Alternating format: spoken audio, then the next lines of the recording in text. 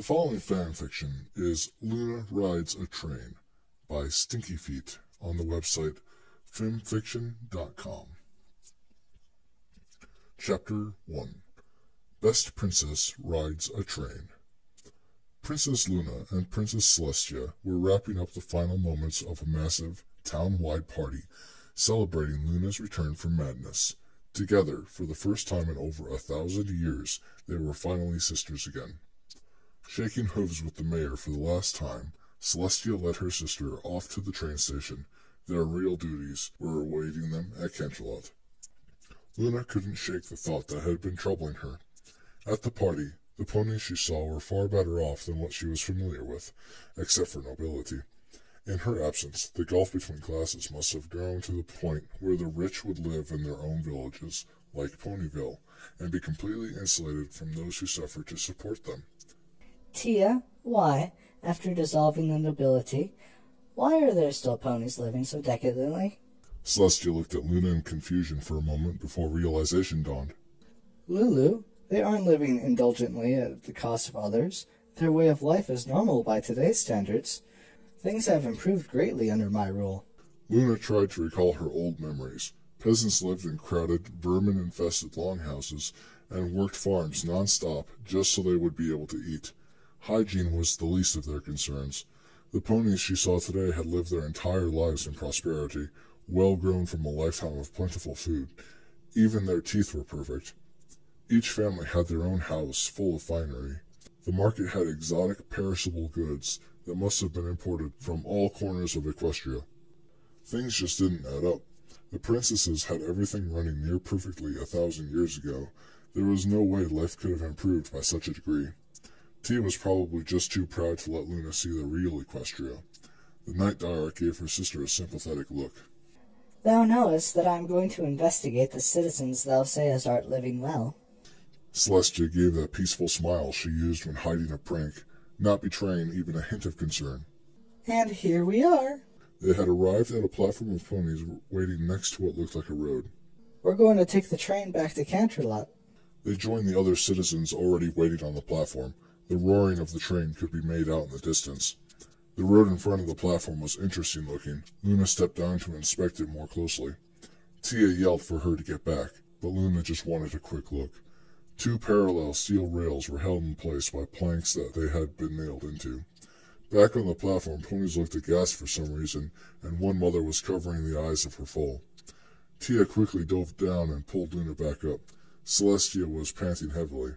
What were you thinking? Do you have any idea how dangerous what you just did was? You're supposed to stay off the tracks. Luna faltered, unsure why what she did was so wrong. Celestia sighed, exasperated. Just stay close. She smiled lightly. Things that have power to help often have the power to do harm if used improperly. Her smile broadened. I can't wait for you to see it. The younger princess's ears pricked as the roar in the distance grew in volume. Something large appeared on the horizon and was running rapidly down the road. As the creature approached, Luna could see it more clearly. It looked like a large steel behemoth pulling a long string of brightly colored carriages. The creature heaved in labored breaths as it expelled overwhelming amounts of steam. Luna stared, dumbfounded, as it pulled up beside them. By Tia, what is that? Celestia gloated. That, my dear sister, is what's going to take us to Canterlot. Luna stared at it, still awestruck. Is it alive? How much doth it eat?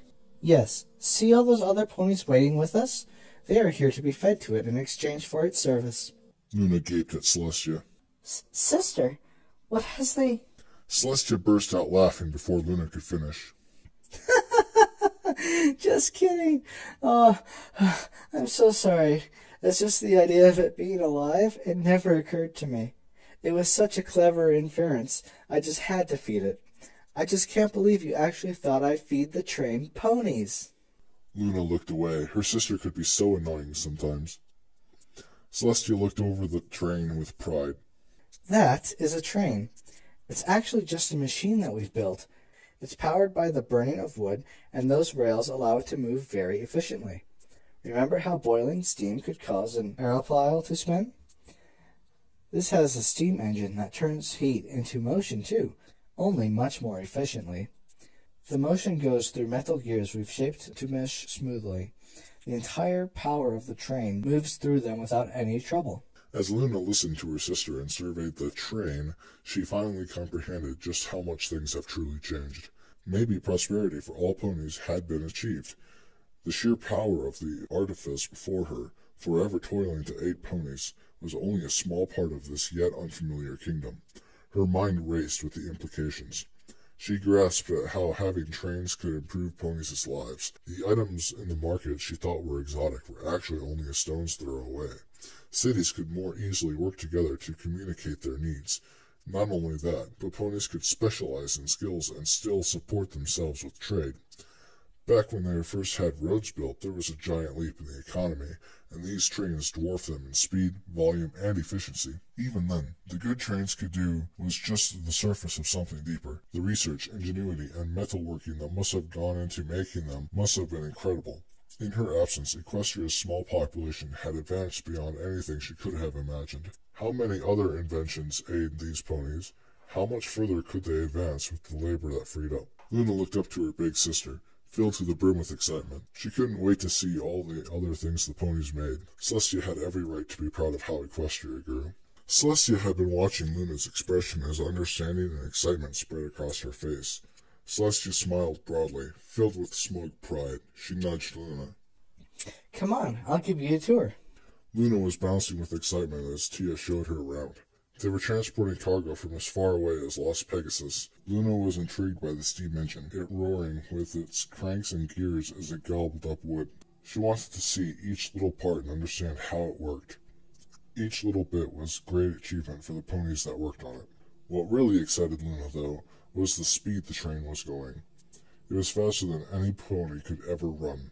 She stuck her head out the window and felt the full force of the wind. Heyday! This is astonishing! It wasn't, however, the best place to appreciate it from. Celestia was still sporting that self-satisfied grin. Come on, Luna. Sit, relax, enjoy the ride.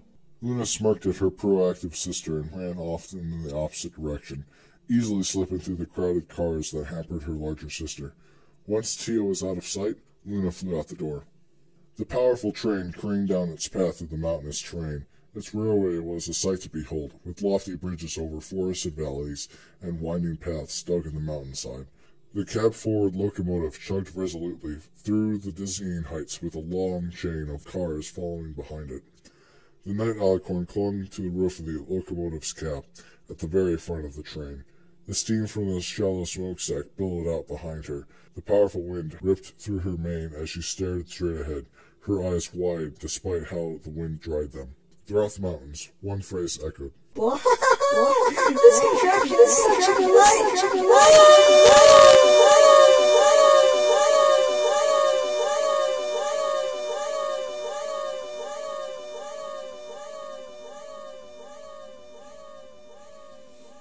The mountains and valleys whizzed past Luna as she was carried over bridges and along the sides of mountains. Oddly enough, the railway didn't turn from the mountain ahead, but went right through it. Amazing! 9 workers have crawled through the very mountains themselves. She stared ahead, excited and frightened by the dark abyss. Here we go!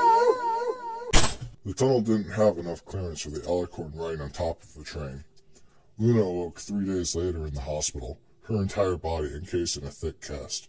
The doctor shook his head in front of a very concerned Celestia. It's amazing how tough you alicorns are, but even still, I doubt she'll be up and about until at least season 2.